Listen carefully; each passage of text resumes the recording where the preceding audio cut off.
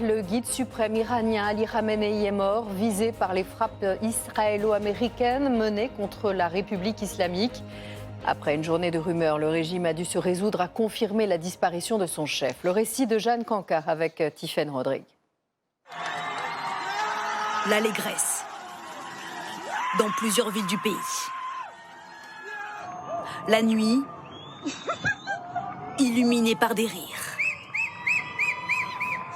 Malgré les risques, face à un régime toujours aux commandes, des Iraniens manifestent.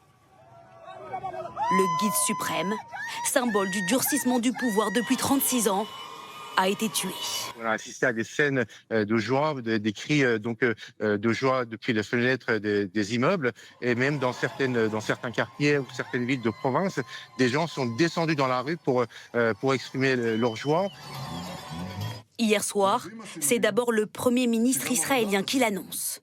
Aussitôt, l'Iran dément. Pendant des heures, le monde entier est dans l'incertitude. Ali Khamenei a-t-il été tué ou non dans la frappe qui a détruit sa résidence? Donald Trump l'affirme fièrement. Khamenei, l'un des personnages les plus malfaisants de l'histoire, est mort. L'Iran l'admet finalement aussi dans la nuit à la télévision d'État. Le guide suprême de la révolution, le grand ayatollah Khamenei, a l'honneur de devenir un martyr. Comment les États-Unis et Israël sont-ils parvenus à l'abattre? Des médias américains dévoilent les contours de l'opération.